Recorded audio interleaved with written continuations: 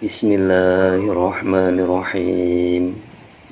Al-haditsus salis wal ishruna an Abi Malikil Haris bin Asimi al-Ash'ari radhiyallahu anhu qala Rasulullah sallallahu alaihi wa alihi wasallam at-tahuru syadrul imani walhamdulillahi tamla'ul mizana wa subhanallahi walhamdulillahi tamla'ani aw tamla'u ma bainas samai wal ardu wassalatu nurun wassadaqatu burhanun wassabru diyaun wal qur'anu hujjatul laka aw alaika kullun nasi yahudu fabai'un nafsahu wa mu'tiquha aw mawqiquha rawahu muslimun.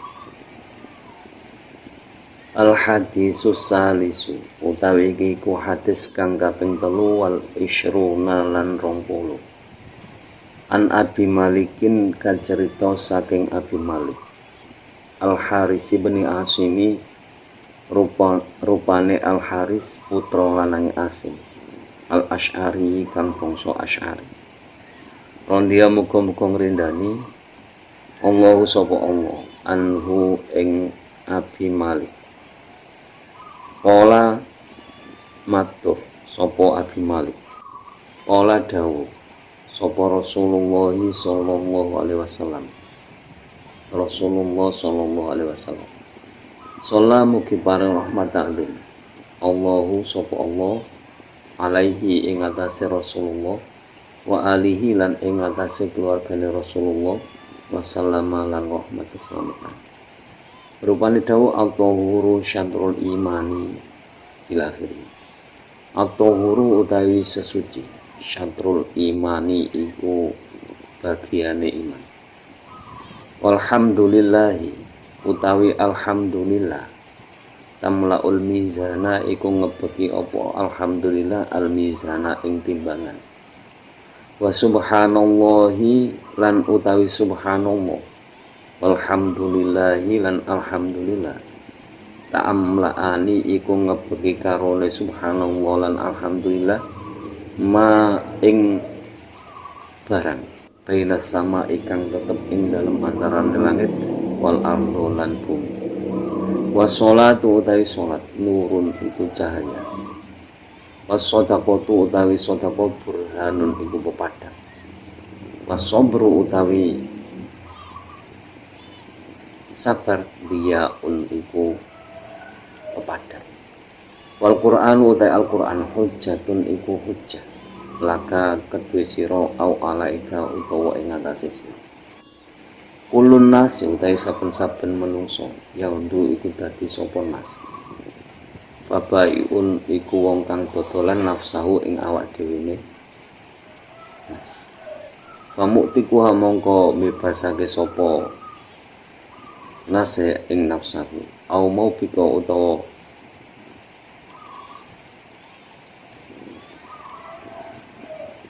bebasake sapa nas ing nafsu. Rawang riwayatake ing hadis Muslimun sapa Imam Muslim. Hadis yang ke-23 ini diriwayatkan dari Imam Muslim dari Abi Malik yang nama aslinya adalah Al-Haris bin Asim al-Ash'ari radhiyallahu anhu.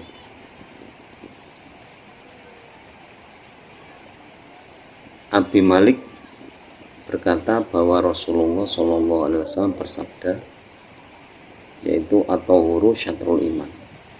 Jadi bersih adalah sebagian dari iman. Nah, menurut penafsiran Imam Ghazali, yang dimaksud tahur di sini adalah bersihnya hati dari penyakit hasad, iri, dengki, ujub, riya, dan semua penyakit-penyakit hati dan sebagainya.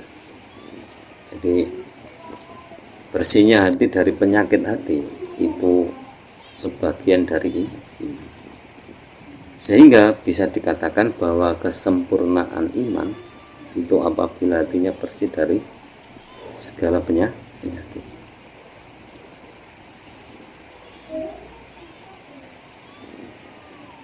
Sehingga ada sebagian ulama menyatakan bahwa barang siapa yang hatinya bersih, kemudian berwudu, kemudian mandi, maka orang tersebut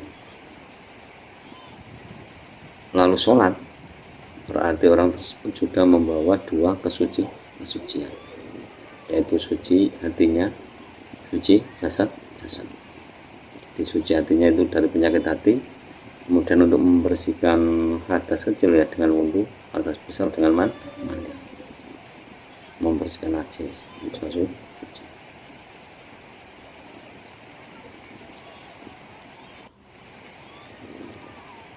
Nah, karena apa kok tafsirannya hati? Karena Rasulullah SAW berbicara dengan hati itu menyatakan bahwa innallaha la yanzuru ila suwarikum wala ila absyarikum walakin yanzuru ila qulubikum.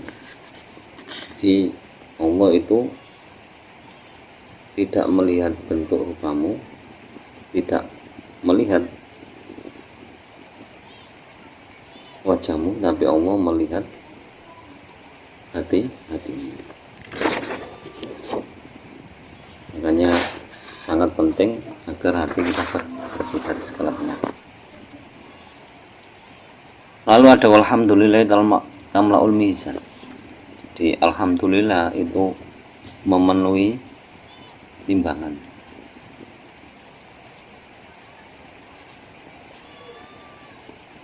Jadi ada sebuah kisah tentang alhamdulillah tamlaul mizan. Subhanallah alhamdulillah tamla'ani atau tamla'a ma bainas sama'i wal ardi. Itu dulu ada kisah bahwa Nabi Musa alaihissalam itu pernah meminta kepada Allah, yaitu ya Rabbi dallani ala amalayan khulanil jannah. Wahai Rabb Tuhanku, tunjukkanlah kepadaku amal apa yang akan memasukkan aku ke dalam surga. Jadi mendapat pertanyaan itu Allah Subhanahu wa taala menjawab kepada Nabi Musa, ya Musa, qul la ilaha illallah. Wahai Musa, ucapkanlah la ilaha illallah. Jadi memang itu la ilaha illallah itu miftahul jannah atau kunci surga. Jadi amal membaca la ilaha illallah itu jelas akan membawa seseorang masuk ke dalam surga. Lalu gambaran dari Allah, misalkan kamu meletakkan 7 langit dan 7 bumi dalam satu genggaman tanganmu, terus kalimat la ilaha illallah di tangan yang lain, maka lafaz la ilaha illallah itu akan lebih berat daripada 7 langit dan 7 bumi.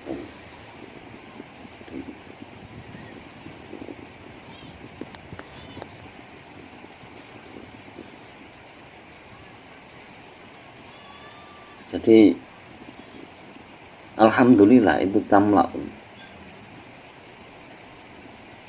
bisa. Jadi orang yang sering mengucapkan alhamdulillah itu nanti kalau misalkan ditimbang di akhirat itu timbangannya jelas lebih berat kebaikannya karena sering mengucapkan alhamdulillah.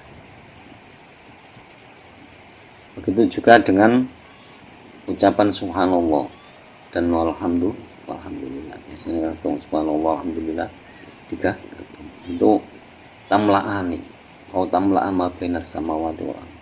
Di 2 kalimat ini itu akan memenuhi timbangan kelak di surga nanti, kelak di akhirat nanti. Nah, keduanya itu juga memenuhi ma bainas sama'i wal ardh, segala sesuatu antara langit dan bumi.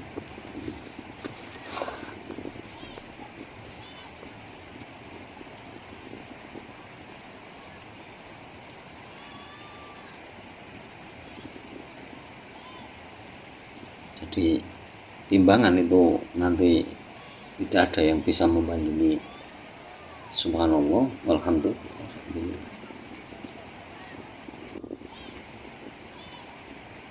Lalu ada as-sholatu nurun. Maksudnya sholatun nurun itu sawabuhan nurun.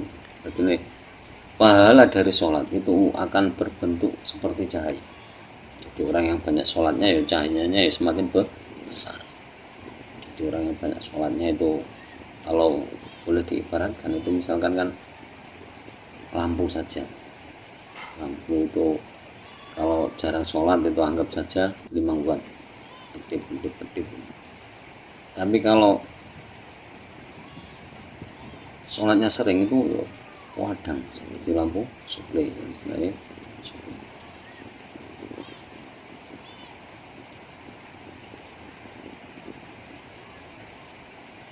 Lalu ada sebuah hadis yang menyatakan bahwa basyiril mashinal fil bulmi ilal masajidi bin nurit tami yaumal qiyamati.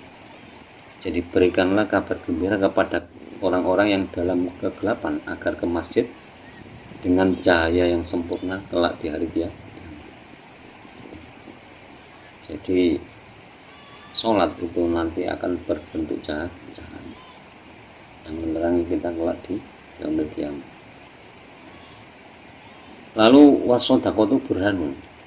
Jadi maksud dari wasodaqah itu burhanun adalah bahwa sedekah itu merupakan bukti dari sahnya iman, dari sehatnya iman.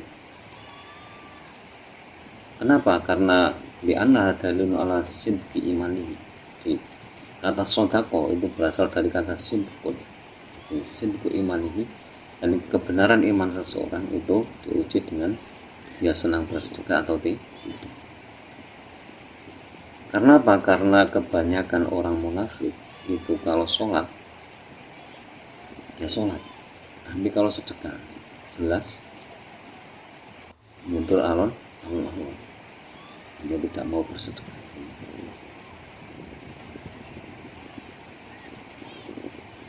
Lalu wasobru diyaun asobru al mahbubu wa asobru ala ta'atillahi ta'ala wal bala'i wa makarih dunya.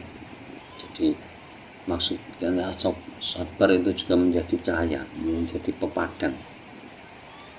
Itu yaitu sabar dalam ketaatan kepada Allah, dalam menghadapi bala, dalam menghadapi hal-hal yang tidak menyenangkan di dunia.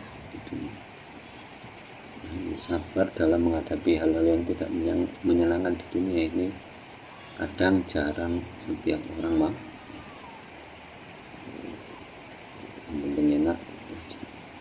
Wa maknahu la yazalu sahibuhu mustamiran ala shawab. Jadi maksudnya makna wasobrun dia dan sabar dalam segala ujian, dari taat ya sabar, dari bala ya sabar, dari hal-hal yang tidak menyenangkan di dunia ini ya sabar. Maksudnya sabar apa? Itu orang tersebut tidak menyimpang dari jalan kebenaran. Jadi meskipun dari yang tidak mampu tapi tidak mau menyimpang dari jalan kebenaran. Jadi kadang banyak orang yang tidak mampu terus bagaimana caranya cepat kaya, itu pokoknya macam-macam caranya. Itu berarti kan bisa dikatakan tidak sabar. Nah, lalu kandungan hadis berikutnya adalah kulunasi yang itu wabaiun nafsuhu. Jadi ada sebagian manusia itu umumnya manusia, jadi kuluna, semua manusia itu menjadikan dirinya sebagai penjual. Ada diri misalnya. Jadi ini ada dalam ayat Al-Quran. Ini maksudnya gimana? Jadi setiap manusia itu mempunyai wewenang pada dirinya sendiri.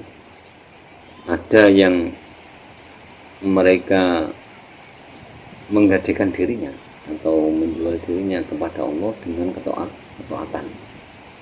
Jadi nanti dari ketaatan ini ditukar, dibeli oleh Allah dengan janji dikasih surga.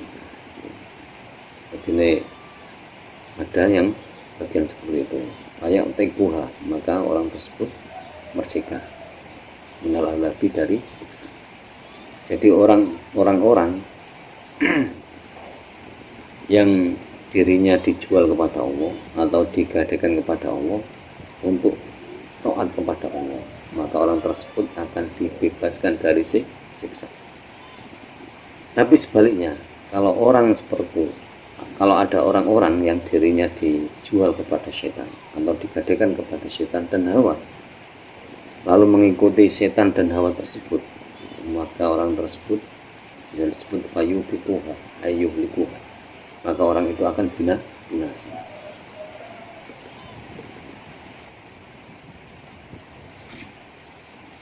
Jadi demikian penjelasan dari hadis ke 23, kurang lebihnya mohon maaf. Wallahu alam bishawab. Akhirul kalam, ihdinas siratal mustaqim, wallahul muwaffiq ila aqwamit thoriq. Wassalamualaikum warahmatullahi wabarakatuh.